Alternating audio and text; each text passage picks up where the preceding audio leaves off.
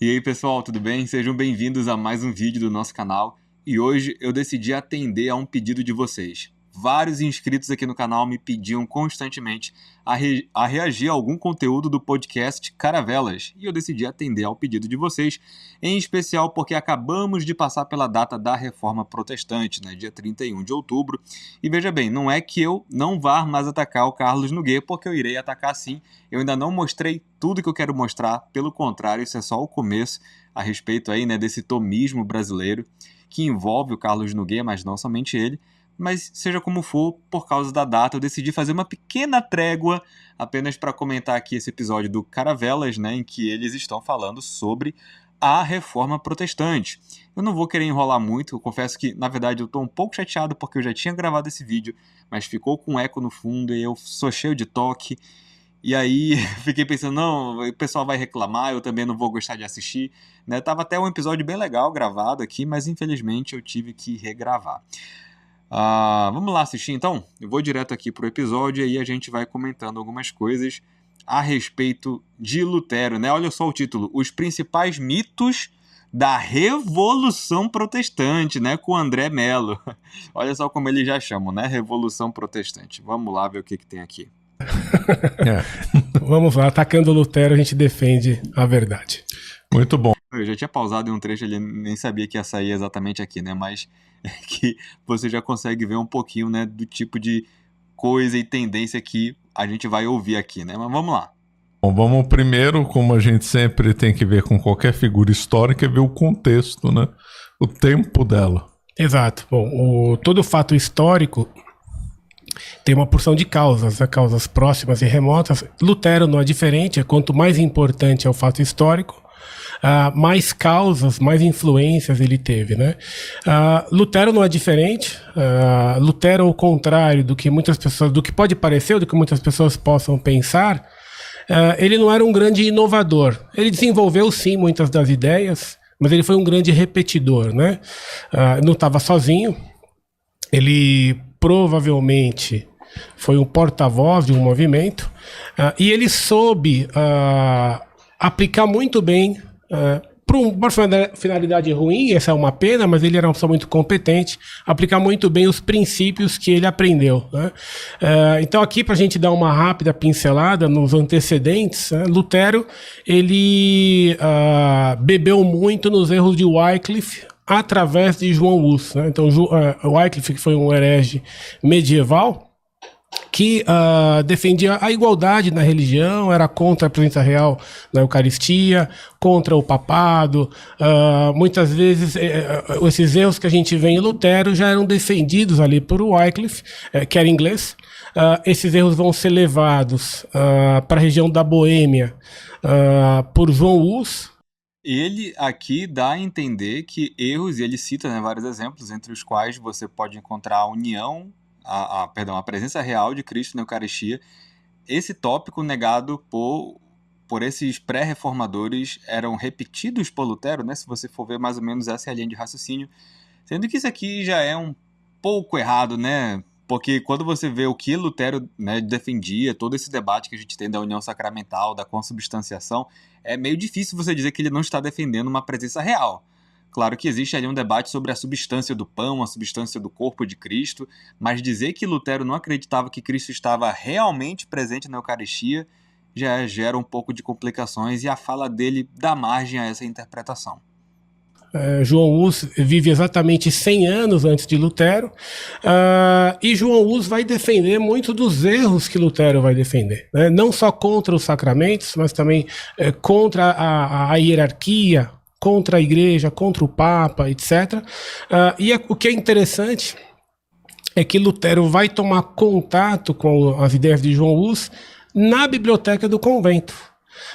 Lutero era agostiniano, e lendo, frequentando a biblioteca do convento, imaginem só, João Hus foi condenado pela Inquisição, foi condenado no Concílio de Constança, em 1415, vai morrer na fogueira, era de fato um herege, e Lutero, lendo João Hus, vai dizer: se esse homem é herege, eu também sou. Quer dizer, ele tinha as mesmas ideias de João Hus. Do ponto de vista mais filosófico, Lutero vai ter uma influência aqui grande, tanto de Guilherme de Ockham como de Mestre Eckhart, né? Uma influência maior de Guilherme de Ockham, aqui Ockham é o grande defensor do nominalismo, né, o que vai negar os universais. Daqui Lutero vai tirar a livre interpretação da Bíblia, porque se não há universais, não há uma interpretação objetiva e universal, né, das Sagradas Escrituras.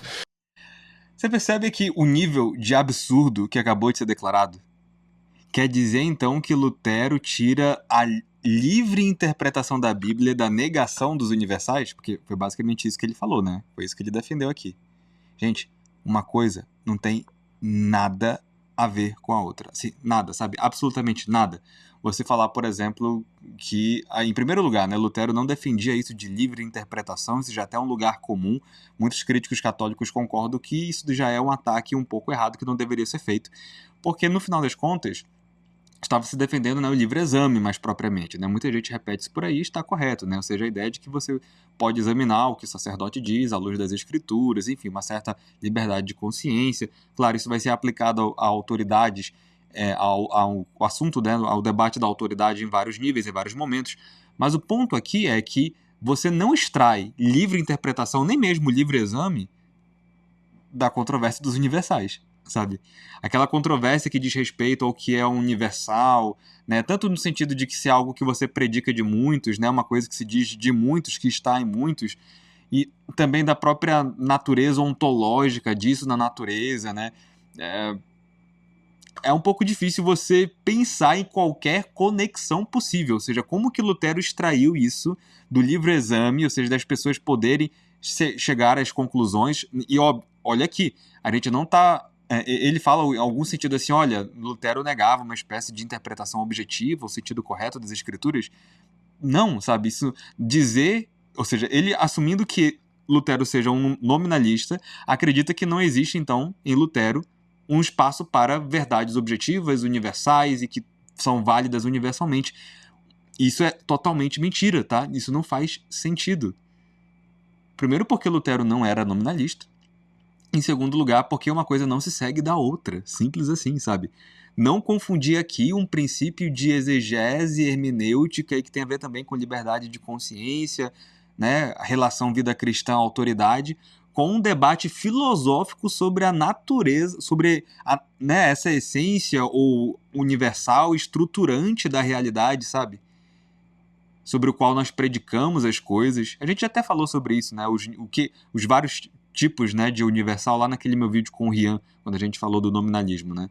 Então assistam lá novamente. Então esse debate aqui da controvérsia dos universais não tem nada a ver com livre interpretação, com liberdade de consciência, com como que você interpreta, se existe um sentido último, objetivo, correto das escrituras ou de qualquer texto. Uma coisa não tem nada a ver com a outra. Sério. Lutero vai ser, antes de tudo, um grande seguidor, um grande nominalista, um grande seguidor de Guilherme de Ockham. Lutero vai tirar muito, como a gente vai ver daqui a pouco, a questão, até o que ele vai ser contra os mandamentos, contra esse... Então, olha só que coisa, né? Eu vou até voltar um pouquinho para falar sobre essa coisa dos mandamentos, mas deixa eu já comentar sobre essa questão de Lutero, né, ser um nominalista seguindo a filosofia de Ockham. Eu gostaria que me apontassem exatamente o que tem a ver as posições filosóficas que Lutero seguiu com o nominalismo. Se você for comparar, em primeiro lugar, isso já parte do pressuposto de que o nominalismo é uma heresia, que ele não tem lugar de residência na Igreja Católica, coisas que nós estamos desconstruindo aqui no canal, né? Uma coisa, novamente, totalmente falsa, tá? Porque você tem grandes autores respeitados e que nunca foram constrangidos institucionalmente, que eram nominalistas, que ensinavam em universidades, que construíram uma tradição inteira. E aqui eu já mencionei esses nomes, mas é sempre bom trazê-los à tona novamente. Nós temos Rodrigo Arriaga, Hurtado, Oviedo. Claro, o próprio Ockham começa, né, ele começa essa via moderna com os nominalistas, mas você não pode pensar que, por ele ter tido algumas teses condenadas, você possa equiparar isso ao nominalismo, sabe? Isso é simplesmente uma falácia, um erro histórico. Tá? Uma coisa não segue da outra. Então, ser nominalista não é uma coisa ruim. Se Lutero fosse nominalista, isso não seria demérito nenhum. Mas ele sequer era um nominalista. Tá? Você pode encontrar, inclusive, textos, eu separei aqui justamente nesse momento para ler, da controvérsia dele, né, de Wildberg, em que ele fala o seguinte, olha, que a filosofia de Platão é melhor do que a filosofia de Aristóteles aparenta a partir disto, a saber que Platão depende sempre do divino e imortal, separado e eterno, insensível e inteligível, sensível no sentido, né, de não sensível, né, ou seja, não perceptível, talvez, né, pelos sentidos. De onde também recomenda que as coisas singulares, individuais e sensatas sejam abandonadas, porque não podem ser conhecidas por causa da sua instabilidade. Tá? Muitas pessoas não conhecem esse trecho da controvérsia de Wildberg, mas ele revela que Lutero era um realista platônico. Claro, nessa crítica que Lutero está fazendo aqui a Aristóteles, eu acho que ele comete alguns erros que até são bem comuns, que a gente já até comentou aqui sobre a interpretação de Aristóteles no canal anteriormente, mas ele pelo menos nos mostra que Lutero era um realista. Tá? Ele está dizendo aqui que Platão era superior a Aristóteles. Se você for pegar depois, ele desenvolve mais essa ideia, né? Porque Platão trabalha com o eterno, enfim, com essas ideias eternas, e Aristóteles, para ele, tinha um problema, que ele vai especificar mais à frente, que era o fato de que Aristóteles via, né, na união substancial a matéria e a forma como que não podendo ser separadas. E para ele isso tinha implicações teológicas. Tá? Claro que, como eu falei, existe todo um problema de interpretação aqui de Aristóteles, mas isso revela que, deliberadamente, Lutero não era um nominalista. Se a gente for pegar, por exemplo, a coisa pela qual, né, os nominalistas eram mais lembrados, né? Ou seja, que deflacionaram, na opinião, né? Enfim, que é sabido de todos, né? Eles são lembrados por terem essa pecha, né, de terem deflacionado os universais, de terem tirado um status real, né, desse universal, pensado que era uma coisa mais das operações do intelecto e coisas assim. Então, Lutero, com esse tipo de texto, se distancia muito da tradição que as pessoas geralmente entendem como, ou reduzem, né, sendo o nominalismo, a esse aspecto. Mas, enfim, então, isso não faz sentido, tá? Isso não faz sentido. Vamos ver o que mais ele fala. Guilherme de Ockham. Vai também, Lutero vai tirar muito, como a gente vai ver daqui a pouco, a questão, até o que ele vai ser contra os mandamentos, contra esse Deus que nos deu a lei. Isso vem muito do voluntarismo de Guilherme de Ockham e de Duns Scoto, né? Duns Scoto, que vai ser aí o grande pai da filosofia moderna, que ele vem logo depois de São Tomás e São Boaventura, e que, em lugar de unir digamos, a técnica, a filosofia de São Tomás com a poesia de São Boaventura, ele vai ser o doutor sutil, né, que vai ver sutilezas e nuances em tudo, e vai ter o grande erro do voluntarismo, que é o voluntarismo, né? Para Duns Scoto, Deus fez as coisas do modo que ele as fez por um capricho. Deus nos deu os 10 mandamentos do modo como ele nos deu, também por um capricho. Deus poderia ter feito o contrário, né? O que isso quer dizer que isso é um absurdo, porque toda obra se parece com o seu autor, né? Eu vou parar por aqui porque, olha só, gente, é tanto absurdo disso que é difícil você encontrar uma declaração certa aqui, tá? É difícil você encontrar uma frase que esteja correta nesse discurso. Porque, assim, é para se indignar com o tipo de coisa que ele tá falando aqui. Em primeiro lugar, vamos tentar, né, desmontar várias coisas que ele tá falando aqui. Em primeiro lugar, ele está dizendo que Lutero era contra os mandamentos porque se baseava em Duns Scoto em relação ao seu voluntarismo, por causa, né, do voluntarismo. Isso não faz o menor sentido. Em primeiro lugar, o voluntarismo de Duns Scoto não significa isso que ele está falando. O voluntarismo de Duns Scoto está situado em um debate na escolástica que diz respeito sobre a primazia, ou do intelecto ou da vontade. É muito conhecido que Tomás de Aquino dava uma primazia ao intelecto e Duns Scoto à vontade, como era feito entre os agostinianos, porque essa é uma posição de agostinianos, tá bom? Essa é uma posição agostiniana, repita-se. Isso é muito, muito, muito, muito fácil de você conseguir pesquisar e achar, tá bom? Então, olha só, não quer dizer voluntarismo aqui nesse debate que Duns Scott acreditasse que você pode fazer Deus poderia mudar completamente a lei moral. Isso simplesmente é falso.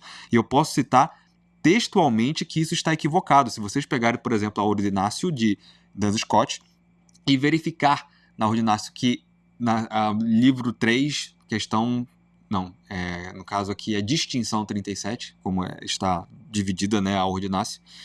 Você verá lá Duns Scott discutindo se todos os mandamentos do Decálogo eles estão vinculados da mesma forma na teologia ou na filosofia, na lei natural.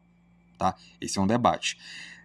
Esse seria o único trecho de Duns Scott que eu conheça, pelo menos, que poderia ser mal interpretado para ser invocado aqui para tentar sustentar essa tese, mas seria uma leitura muito, muito, muito ruim. Eu ia usar outra palavra aqui, mas, enfim, muito ruim. Vamos ficar, né, assim. Por quê? O que ele está discutindo é basicamente o seguinte, veja, os mandamentos, para Duns Scott, existem mandamentos que são estritamente ligados, vinculados à teologia natural e que são sempre daquela forma, né, que não sofrem tanta variação, são menos contingentes, digamos. Vejamos que para Duns Scott, por exemplo, quando você analisa o que de fato Deus é, quando você analisa Deus, você se vê obrigado a não adorar outros deuses, não adorar outras coisas que se pretendem Deus, ok? Isso se segue da própria noção de Deus, desses termos, né, de entendendo as implicações de saber o que Deus é. Tá? Não existe para Duns Scott nenhuma possibilidade de Deus poder alterar a lei a ponto de, por exemplo, o correto ser adorar a vários deuses. Tá? Isso simplesmente não acontece, escuto. Agora, o que existe é, se na segunda tábua você encontra mandamentos que têm esse mesmo status dos mandamentos da primeira tábua. Existe uma discussão lá sobre o terceiro e quarto mandamento que não... Enfim, que na verdade é o quarto mandamento na visão popular que a gente encontra hoje, né, da guarda do sábado. Mas eu vou falar mais sobre a segunda tábua porque é o problema que eles estão falando aqui, né? Porque vejam só, existem mandamentos que, segundo Scott, não são tão estritamente ligados aqui à teologia natural, filosofia natural, mas que são consonantes com a teologia natural. Então veja só, por exemplo, o caso, né, do não matarás, o mandamento não matarás. Olha, o mandamento não matarás, será que ele tem exceções? Parece que tem, né? Parece que tem exceções. Porque na própria doutrina de Tomás de Aquino, quando ele vai falar, por exemplo, sobre o duplo efeito, vai se discutir se na guerra justa, no homicídio em legítima defesa, você está justificado de agir daquela forma. Excetuando, criando uma exceção ao que está redigido ali, não matarás, você vai matar alguém. Certo? Então, vejam só. Existe uma exceção. Então, o que Duns Scott fala é que, para alguns mandamentos, existe uma razão de fim, com uma razão de bem, obviamente, também, acompanhada, que antecede o mandamento, a redação do mandamento, e que pode ser alcançada por outra via que não obedecendo ao mandamento. Em alguns casos, como esse, por exemplo. Tá? Como esse. Ele até cita passagens da Bíblia, né, que mostram alguns casos assim. Porque essa era uma objeção que as pessoas estavam fazendo. Duns Scott está apenas reagindo, objetando, né? Então, veja, por exemplo, que às vezes, ou por exemplo, não matarás, por exemplo, esse não matarás. Esse mandamento obedece a uma razão de bem, uma razão de fim, que pode ser alcançado de outra forma. Por exemplo, se você está dizendo que... Por que a gente não deve matar? Por que a gente respeita a dignidade humana do indivíduo em determinado momento da sua vida para não cessar a vida dele? A gente está falando aqui de uma política de boa vizinhança, de convívio, de amor ao próximo.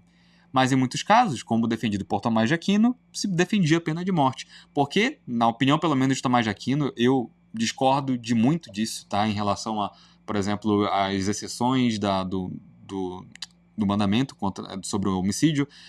Outros escolásticos também discordaram de Tomás de Aquino. Eu não estou defendendo coisas como, por exemplo, poder matar hereges simplesmente por uma discordância doutrinária, tá aqui. Mas enfim, esse não é o ponto agora, a gente pode falar sobre isso depois. Eu poderia até falar sobre a posição do Lúlio, que eu acho que é mais interessante do que a de Tomás de Aquino aqui. A de Duns Scott, ela ainda abre essa margem para esse tipo de execução, mas um pouco mais limitada do que em Tomás de Aquino, né? Tomás de Aquino abre uma quantidade muito abrangente de casos em que você poderia pensar em uma pena de morte. Mas enfim, seja como for, Tomás de Aquino defendia isso porque ele também, de certa maneira, acreditava que existe um propósito maior justificável, que vai fazer com que haja essa exceção. Então, se vocês estão dizendo aqui, caros, que Duns Scott é um voluntarista e não sei o quê, que tá defendendo esses absurdos porque ele defendia que havia exceções, por exemplo, a alguns mandamentos, você vai ter que falar isso de Tomás de Aquino e, olha, quase da escolástica inteira, tá? Que defendia, por exemplo, a pena de morte. Tá? Os que defendiam a pena de morte, eles vão ter que cair nessa mesma acusação que vocês estão fazendo. Não será o caso, claro, de Raimundo Lúlio, porque Raimundo Lúlio aqui não errou nisso, ao meu ver. Tinha uma posição muito mais decente. Mas, enfim. Tá? Então, o que eles estão falando aqui simplesmente não faz sentido. Simplesmente não faz sentido. Para Duns Scott, Deus não poderia, por um mero capricho, dizer, por exemplo, que a norma, o correto agora é você mentir, o correto é você desrespeitar o seu pai e sua mãe, sabe? Adorar outros deuses. Isso está errado. Errado. Redondamente equivocado. A gente, quando conhece, por exemplo, muito um determinado compositor... E lembrando, Lutero não se fundamentou nisso em momento algum e não chegou à conclusão de que ele era contra os mandamentos, tá? Quem já leu o texto de Lutero, Os Dois Tipos de Justiça, sabe disso. Não tem nada a ver uma coisa com a outra. Lutero nunca defendeu um absurdo desses também. Eu gosto muito de Handel, né? Então, se eu ouvir uma obra de Handel que eu nunca antes escutara, eu muito provavelmente vou identificá-la, embora eu não seja especialista em música. Mas a gente percebe o autor na sua obra. Tanto é assim que quando tem pintura, pega um expert para ver se é daquela pintura de determinado autor. Exato. Porque ele conhece pela obra, conhece bem a técnica, o jeito de ser e tal. Exato, porque isso é muito na literatura, isso é na arquitetura, isso é em tudo. Por quê? Porque é óbvio que as pessoas, tudo que fazemos parecido conosco. Deus, quando criou o universo, também fez assim, porque Deus é veraz, né? Deus, ao criar o universo e ao criar nele seres inteligentes, quis revelar-se e quis que nós pudéssemos, através das criaturas, conhecer o Criador. E Deus, como dizia, é veraz, ele não quer nos enganar. Ele nos deu a inteligência para compreendermos a verdade, e não o contrário. E Duns Scott vai dizer que Deus fez as coisas sem um motivo lógico. Quer dizer, ele Isso está errado. Podia ter, se Deus quisesse, fazer um triângulo de 4 lados, né? Poderia, uma coisa completamente irracional. Ou poderia ter feito mandamentos que mandasse desprezar os pais. Matar. Mentira. Eu gostaria. Me diga um texto de Duns Scott em que ele defenda isso. Um. Você não vai achar. Desafio lançado. Matar os outros. Ou matar os outros, etc. Não teria problema nenhum. Não tem exceção para matar os outros aqui nesse caso, é? Não tem exceção? Tomás de Aquino, Idade Média toda, matando um monte de herege, não tem exceção. Se alguém quiser me acusar de que, eles não estão falando de exceção, estão falando de mudar o mandamento inteiro. Duns Scott também não defendia isso, tá? Para deixar bem claro. O mandamento passa a ser bom porque Deus quis ele assim, e não porque ele tem uma relação com o próprio ser de Deus, com a própria realidade, né? Deus poderia Falso. ter feito o contrário? Óbvio que não, né? Mas Deus não é todo poderoso? Deus é todo poderoso, mas Deus não pode o absurdo, né? Nem a contradição, porque a contradição não é uma qualidade, sim um defeito. E Deus não tem, Deus é perfeitíssimo. E isso aqui vai influenciar muito Lutero. Então Lutero vai dizer que, por exemplo, há mandamentos que são impossíveis de serem praticados. Vai ser muito. Lutero era muito contra Moisés. Porque justamente foi para Moisés que Deus deu os mandamentos. Né? E depois também Mestre Eckhart, que é... Eu gostaria de saber qual que é o texto em que Lutero se volta contra a figura histórica, né, religiosa importante de Moisés. Qual é o texto? talvez aqui a discussão em que ele fala sobre a impossibilidade de guardar os mandamentos, tá, você pode discutir isso dentro do debate luterano a respeito da antropologia, de como a natureza caída afeta a relação entre a vontade e a submissão a Deus, você pode debater aí, né? Ou seja, se um homem sem um auxílio especial da graça poderia ser capaz ou não de obedecer ao bem natural, e obviamente também ao sobrenatural, mas você, em qual texto, quais são esses mandamentos que Lutero disse que eram impossíveis de serem guardados? Novamente, invoco aqui o texto Dois Tipos de Justiça de Lutero, em que ele fala sobre a justiça de Cristo no linguajar atual da teologia, né, sistemática e não sei o que, e tal como ela se desenvolveu, de nós termos uma graça, uma justiça comunicada e ela ajudar o crente na vitória, né, dos seus pecados. Eu convido as pessoas a lerem o texto de Lutero. Quero saber aqui de qual, talvez tenha, tá? Pode ser que exista uma carta, algum texto em que ele fale sobre mandamentos que eram impossíveis de serem guardados, com o auxílio, claro, do Espírito Santo, né? Porque seria o mais contextualmente justificado aqui, né? Eu gostaria de saber. Justamente o oposto, né?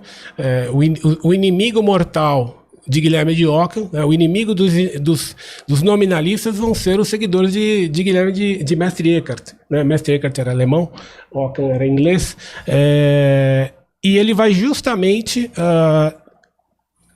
defender o oposto em que sentido, né?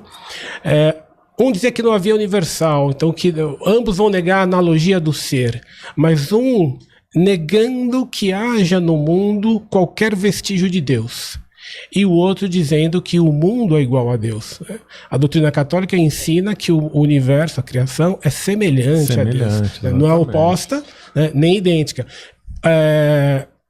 Mestre Eckhart, então, negando a analogia, né, então, dizendo que então o mundo vai ser o oposto de Deus, né, então, se o universo, se a criação é ser, Deus não é ser, Deus é nada, né? Então isso aqui, isso tudo vai influenciar muito Lutero. Eu passo muito rapidamente por essas ideias.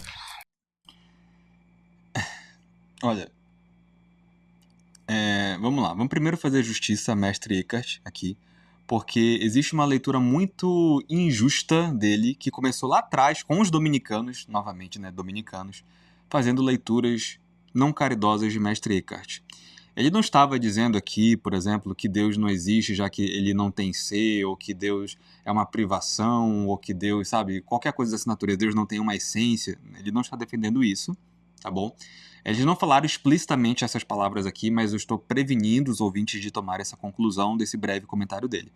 O que Mestre Eckhart tinha em mente, possivelmente, né, com algum comentário que eu acho que ele está tentando invocar aqui, era que, por exemplo, existe uma espécie de mimese, uma mimese, né, uma imitação, melhor dizendo, do intelecto possível de como Deus é, de Deus sendo a pura intelecção, né?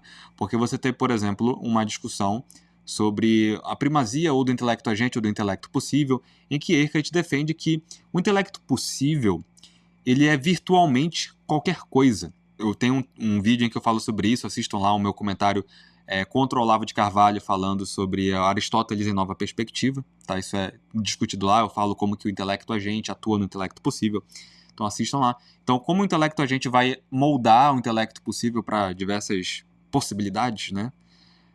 Em diversas possibilidades, então o intelecto é como se tivesse que ter não poder.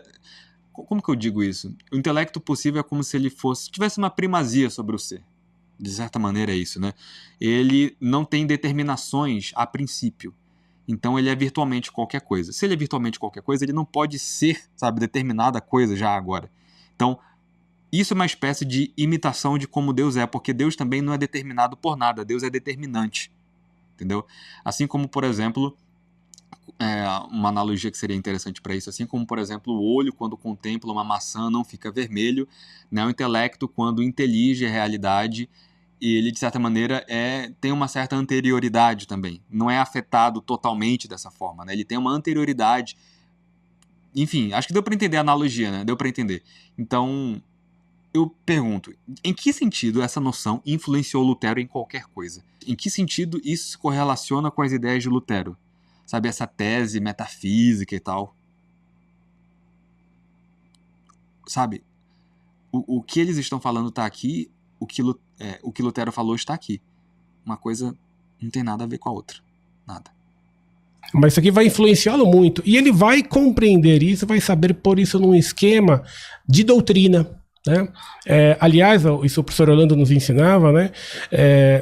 Se Lutero está repetindo erros que foram ensinados, né? Como eu disse, por João Hus, por Wycliffe, por John Ball, que foi quem levou essas ideias para a Boêmia, etc. Por que ele fez tanto sucesso, ou mais sucesso que os outros? Né? Porque justamente, claro que aqui há outros fatores, né? A invenção da imprensa é uma delas, havia uma organização por trás de Lutero, mas é porque Lutero soube unir essas duas correntes. Né? As duas correntes haviam sido condenadas pelo Papa João XXII, isso em 1329 eles foram condenados, e o que é interessante, eram tão inimigos que no processo contra os nominalistas, os discípulos de Mestre Eckhart foram justamente depor contra ele e vice-versa, né? E Lutero vai conseguir unir essas duas correntes. E por que quando... Como que Lutero consegue unir duas correntes? Ele não tinha nada a ver com nada disso, sabe?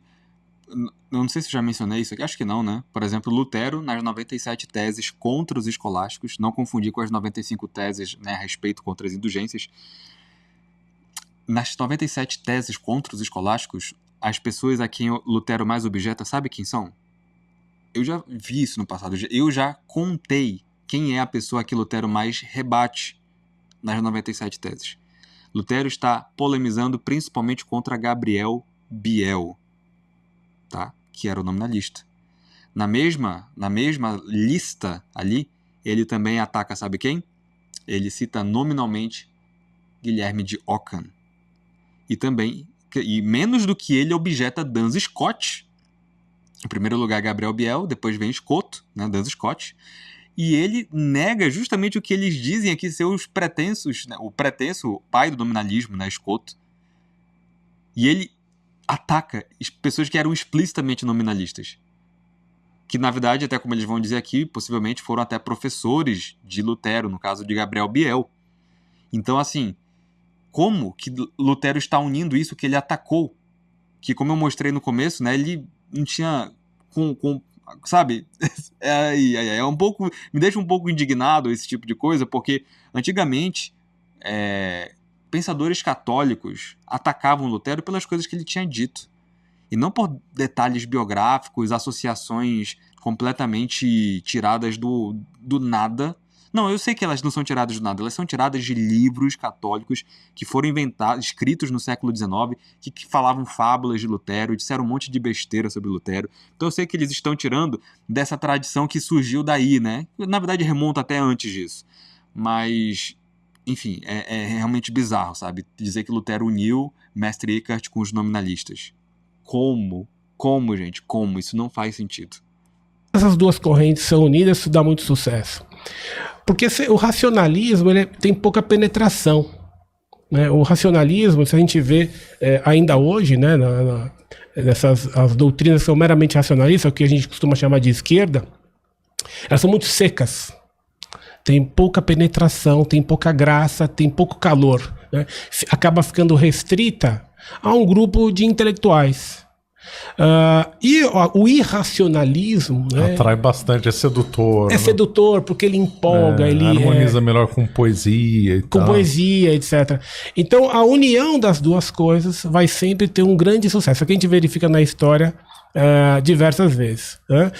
Depois Lutero, aqui uma causa mais próxima, ele ingressou na ordem dos agostinianos. A ordem dos agostinianos estava numa grande decadência. Uma grande decadência já por ter pessoas importantes da congregação que eram de má doutrina. E no convento onde estava Lutero, por exemplo, o vigário-geral, que era Staupitz, também não tinha boas ideias. E o contexto, aqui era um contexto de... E na universidade que ele estudou, o nominalismo triunfava, né? Esqueci o mestre dele, que era nominalismo radical. Você lembra o nome dele? Foi... Gabriel Biel. Gabriel né? Biel. Gabriel Biel. É nominalista radical. Exato. E deu aula e ele se inspirou nele, né? E aí você veja, essas heresias que haviam sido condenadas hoje eram ensinadas nas universidades. Isso aconteceu na Universidade de Paris, menos de 100 anos depois da condenação de Guilherme de Ockham, o Camilo já era ensinado na universidade. Eu não sei se eles percebem as coisas que eles falam, assim, né? Porque, veja, se o nominalismo ele era permitido nas universidades, isso quer dizer que o nominalismo não era uma heresia, né? Que o nominalismo tinha direito de residência, tanto que você tinha professores universitários, assim, abertamente nominalistas, da via moderna, sabe? Abertamente. Então, como que você vai extrair disso, sabe?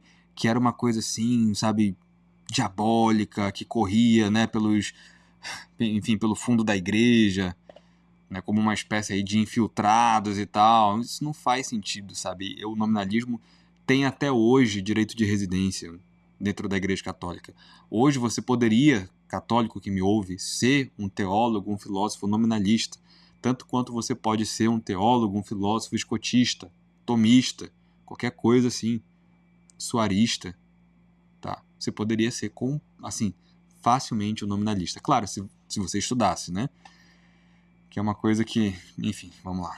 Quer dizer, isso mostra toda essa decadência do final do período medieval, né? Aqui haveria outros fatores históricos a citar, como, por exemplo, o cativeiro de Avignon, o atentado de Anã e o cisma do Ocidente, que foram eventos que enfraqueceram o papado. Guerra dos 100 anos. Né? Guerra dos 100 anos, que enfraqueceram o papado, desprestigiaram o papado, sobretudo nas nações que eram rivais da França, né? Os estados alemães e a Inglaterra.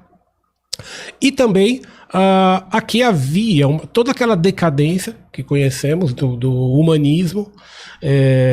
Porque o Lutero é fruto do Renascimento. É fruto do Renascimento. E aqui, então, esse desprestígio do papado foi seguido também. Havia uma grande decadência no clero e uma decadência que chegou até o... Católicos que desprezam o humanismo também como algo que surgiu nessa época geralmente não conhecem essa tradição. Nunca leram nada a respeito, não entendem, enfim, as grandes obras, os grandes personagens que surgiram nessa época, como o próprio Pico de la Mirandola.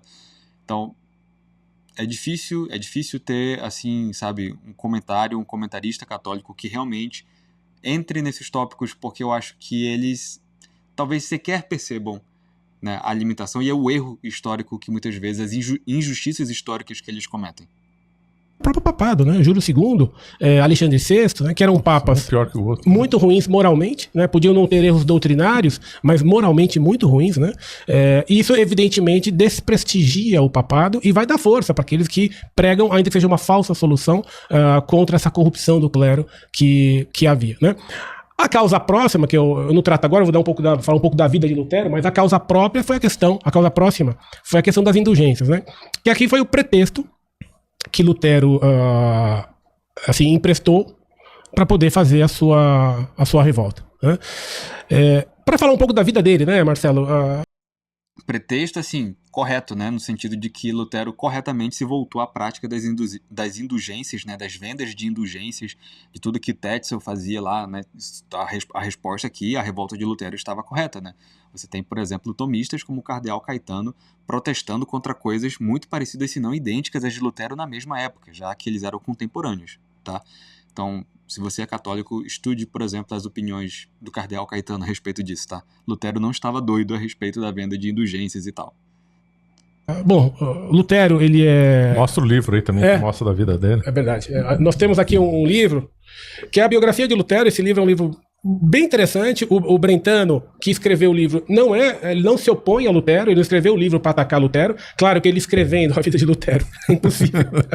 É impossível não ficar contra, mas, por exemplo, eu posso até recomendar um livro para vocês que eu acho que é de melhor qualidade em relação, por exemplo, aos comentários do que o André está falando, não em relação a esse livro, mas você tem, como, por exemplo, Lutero, Vida e Obra, né, do Vicente Lessa, que até fala sobre alguns mitos, né, que são lançados sobre Lutero, né, que toda tentativa que teve, assim, sabe, de todos os lados possíveis, até de tentar encontrar o 666 no nome de Lutero, né, tentativas meio místicas, astrológicas e de toda sorte na Idade Média para tentar fazer Lutero parecer uma coisa que ele não era.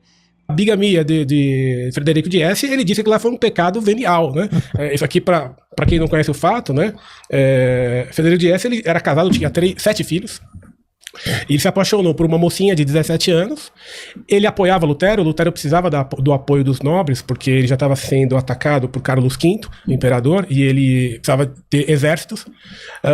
Então, o príncipe queria uma justificativa para ele se casar com a moça, porque a mãe da moça não queria que ela ficasse amante dele, queria que casassem efetivamente. Mas ele já era casado, tinha 7 filhos, como eu disse.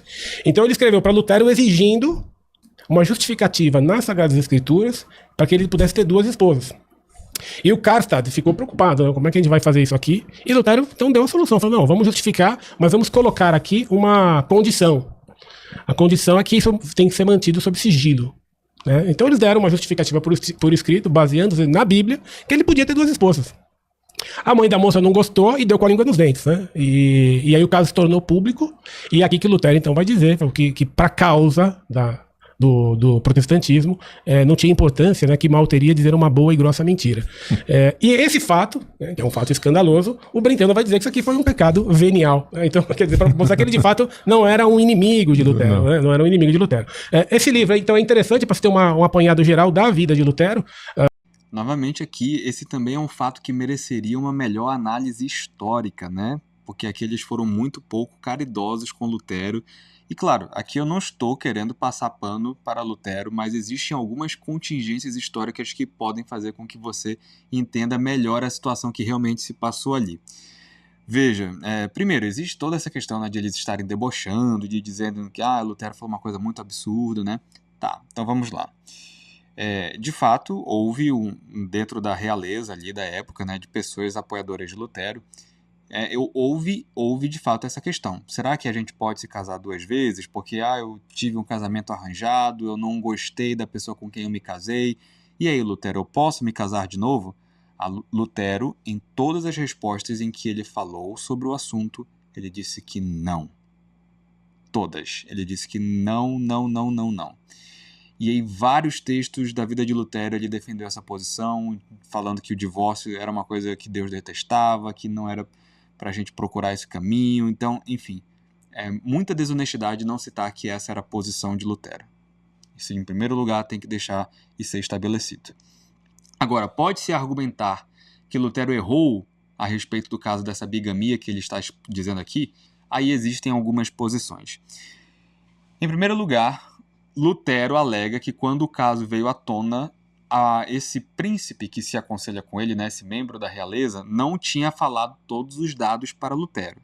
Mas depois Lutero vem a conhecer sim, a situação toda, né, a conjuntura toda. E vejam só, Lutero parece que realmente deu uma permissão em um aconselhamento pastoral para esse príncipe para ele se casar. O que aconteceu, de fato, que foi dito, os detalhes, nós não temos tanta certeza. Né, o que foi todos os detalhes desse fato, desse evento histórico.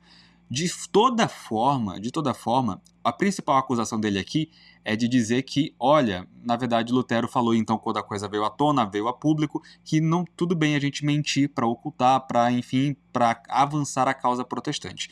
Lutero, quando fala esse texto que ele está dizendo, geralmente os católicos estão citando isso de alguns livros muito específicos que eu conheço, que recortam a citação de Lutero. Claro, eles não estão distorcendo totalmente, porque o contexto de fato é esse, mas que ignoram o que está ao redor, porque, em primeiro lugar, Lutero não está falando tão somente da reforma protestante, né, que para a favor da reforma protestante a gente possa mentir deliberadamente e descaradamente.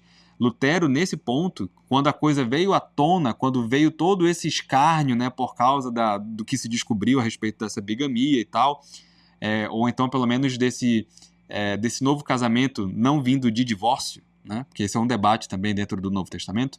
Então, quando isso vem à tona e há uma espécie de escárnio ao Evangelho, né, um opróbrio ao Evangelho, como às vezes se diz, né, entre os cristãos de forma geral, como vê essa vergonha para o nome de Cristo, ele pergunta-se qual seria o mal maior, de falar né, dizer para o príncipe, dizendo que ele não assim, omitir ou não falar que ele se aconselhou e que os líderes e Lutero haviam apoiado isso, ou deixar simplesmente o cisma acontecer e a briga, né, acontecer, enfim, de todo mundo se acabar se apostatando por causa disso, enfim, Lutero estava discutindo isso nesse trecho. E aí ele cita algumas vezes em que se discute até na teologia moral se você pode dar uma informação equivocada para alguma pessoa, e se isso configuraria mentira ou não. Lutero entra nessa discussão que os tomistas e outros escolásticos também entraram. Por exemplo, quando você fala uma informação falsa por brincadeira, por exemplo, será que isso é uma mentira? E se é uma mentira condenável, uma mentira sem o aspecto da malícia, sem o formal da malícia? Esse é um ponto. Outra coisa, ele usa uma expressão alemã ali que não necessariamente é uma mentira, como a gente está falando aqui, eu estou falando com você e eu estou maliciosamente querendo fazer com que você acredite em algo que não é, e eu sei isso previamente, tá? Existe isso, e que é muito parecido, na verdade, com a discussão tomista sobre a privação mental, né? Eu não sei se vocês conhecem essa ferramenta tomista de, por exemplo, responder que para alguns casos você pode dizer uma informação que vai ser interpretada erroneamente pela outra pessoa, mas que não configura ali um pecado. Por exemplo, né, imagina o famoso caso do judeu escondido na sua casa durante a Segunda Guerra Mundial. E aí chegam lá, né, os bigodudos na sua casa. Ei, tem algum judeu escondido ali? Aí na sua casa? E aí muitos tomistas chegaram a dizer que você pode dizer não há não há judeus aqui, ou então só responder não, ou seja, você fala não, por exemplo, não. E aí só que você complementa, né, como se fosse naquela figura de linguagem que há um complemento, né, você fala uma coisa que está pressuposta, né, então se você diz não, só que na sua mente o complemento é não que eu deva lhe responder alguma coisa. Só que o guarda vai ouvir a palavra não e vai entender o quê? Ah, ele está dizendo que não tem judeu aqui, vou para a próxima casa. Um tomista diria que isso não é uma mentira, né? Não tem essa malícia da mentira. Por quê? Porque no caso você não está falando, emitindo uma coisa que na sua mente previamente você sabia, para que a pessoa chegasse a interpretar, enfim, que configurasse uma mentira. Porque no final das contas o que se passa na sua cabeça é um complemento diferente do que aquilo que a outra pessoa está interpretando. Então essa manobra tomista da restrição mental era uma coisa debatida na Idade Média. Tá? Isso era uma coisa debatida. E Lutero está levantando uma discussão semelhante aqui, sobre em que casos você poderia, por amor do Evangelho, falar uma coisa, né, que é um pouco diferente, ou, enfim, fazer um drible, né? Então, assim, a quantidade de teólogos na Igreja Católica que durante várias e várias vezes falaram sobre, por exemplo, que em alguns casos a mentira poderia ser um mal menor do que alguma consequência, sabe? Coisas dessa natureza não eram tão incomuns assim, sabe? Isso aconteceu, esse debate aconteceu entre os escolásticos. Então, eu acho que colocar Lutero, pintá-lo dessa forma como foi dito aqui, é um pouco injusto. Eu não estou aqui omitindo, assim, não estou aqui isentando Lutero de culpa, porque até eu não tenho tantos detalhes, assim, até historiograficamente falando, é um pouco difícil você saber o que aconteceu ali. Você tem cartas de Lutero falando sobre o assunto, e são nessas cartas em que ele aconselha o príncipe a não se casar. Existe um trecho em uma carta em que ele fala alguma coisa como, olha, existiam patriarcas no passado que tiveram mais de uma esposa e que não foram culpados disso por causa das circunstâncias, mas ele não está abrindo margem para que o príncipe se case ali. Ele falou de coisas no passado, de circunstâncias específicas, né, em que ele fala que talvez pudesse haver essa exceção sem culpa, né, mas é muito, assim, sabe, tendencioso você omitir o contexto todo sobre essa discussão. Eu poderia falar mais sobre isso, eu convidaria que você pesquisasse sobre, porque você pode ter sua opinião de que Lutero errou sem problema nenhum, sabe? Eu não tenho o menor problema com isso. Existem bons argumentos nesse sentido. E eu não estou aqui querendo passar pano para Lutero. Eu estou dizendo que você falar da forma como ele falou aqui é, para mim, incompleto. No mínimo, incompleto. A gente poderia atacar qualquer um dos lados, tá? Se a gente for apelar para esse tipo de coisa, né? Ah, vamos pegar as picuinhas da vida de cada um para julgar a vida e a obra de alguém? Vamos fazer isso, né? Puxa, super, super honesto historicamente falando, né? Vamos falar sobre a vida de Lutero, vamos nos opor à reforma protestante. Como que a gente vai fazer isso? Pegando os erros, as incongruências, né? As tensões da vida de alguém de forma pessoal, né? De forma pessoal, principalmente, porque o que eles fazem aqui, em muitos casos, é isso, né? Você vê quase qualquer vídeo hoje de um católico falando sobre Lutero, ele não consegue se deter no aspecto doutrinário. Ele quer falar que Lutero era um bêbado, que batia nas pessoas, que era sei lá, que era uma pessoa desonesta, que gostava de falar palavrão, que, sabe? Mesmo que você acerte em um aspecto biográfico aqui e ali, qual que é o sentido, sabe? Qual que é o propósito de você levantar isso para discutir a doutrina de alguém? Seria a mesma coisa, por exemplo, que o pessoal faz criticando Tomás de Aquino porque ele era gordinho, segundo os relatos históricos. Olha, tá vendo um homem que era dado à gula, que era dado às paixões e não sei o quê. Ou então pegar, por exemplo, as confissões de Santo Agostinho e usar as confissões contra o próprio Agostinho, né? É esse nível aqui, sabe? É esse nível que as pessoas querem, né, em que elas querem debater. É impressionante. Ele vai contar, né? Então, Lutero é um homem do final ele nasceu em 1483, nasceu em Eisleben, né, na Saxônia. Era uma família pobre. Alguns biógrafos dele vão tentar criar uma história de que a origem dele vem de Lotário, né, de filho de Carlos Magno. Tudo conversa, né? Tem um outro que faz a linhagem dele chegar até Júlio César. Gente, eu acho que eu vou parar por aqui, tá? Porque já tem muito material, acho, de reação, né? E acho que esse vídeo vai ficar longo. Me diz aí nos comentários se vocês querem a parte 2 que eu faço, né? Olha só, eu reagi, tem menos de 17 minutos e tem 1h52 de podcast. Não, 1h58, né, de podcast. E, sabe, é daí pra pior os erros. Sabe, de que Lutero... os níveis de coisas, né, que as pessoas falam geralmente, né? Que Lutero cometeu suicídio, que Lutero cheirava mal, que Lutero não sei o quê. É nesse nível, sabe? É nesse nível que eles vão tratar Lutero aqui. Mas olha, eu já desconfiava que ia ser isso. Eles não sabiam nem mesmo sobre a Igreja Católica nesse vídeo aqui, né? Sobre os autores católicos. Não sabem Duns Scott, não. Pessoas que eles criticam, eles já fazem isso com autores católicos. Eu já estava desconfiando que fariam coisa desse nível pior com Lutero. Então, assim, puxa, por que não faz como antigamente os católicos faziam? Como, por exemplo, aquela primeira geração em reação à reforma protestante, estou falando aqui, por exemplo, de Caetano, de Molina. Por que os católicos hoje não imitam o exemplo dos manualistas no passado? De debaterem com os luteranos a respeito dos dogmas, das doutrinas, dos concílios, dos documentos. O debate entre católicos e luteranos, né, e a escolástica protestante foi sempre assim. Aí depois, claro, começaram a ter picuinhas, né, pessoais, mas você pega o grosso, assim, bom desse debate, não é nesse nível aqui. Não é nesse nível de coisa que eles falam. E vamos conversando aqui, se vocês quiserem mais referências sobre Lutero, tá? Eu geralmente até falo assim, olha, quando o autor, né, por exemplo, tem um autor que geralmente os católicos invocam para falar de Lutero, que ele é o nominalista, que é o Heiko Obermann. O Heiko Obermann é um historiador e que pelo menos dá as fontes para tentar fundamentar que Lutero era um nominalista, né? Pegando ali as cartas de Lutero, em que Lutero fala, por exemplo, sobre... deixa eu pensar aqui. Que ele aprendeu muito de um professor tal, que era nominalista, e não sei o que ele teve contatos com nominalistas. Aí ele cita as referências, são cartas verdadeiras, né? Tem alguns que citam cartas que não são verdadeiras, mas no caso dele até que são verdadeiras, né? Quando você vê aquela sigla assim, né? WA da Weimar Edition, né? Eu até dou um pouco mais de crédito, porque aí pelo menos a pessoa foi pegar a carta de Lutero e ler.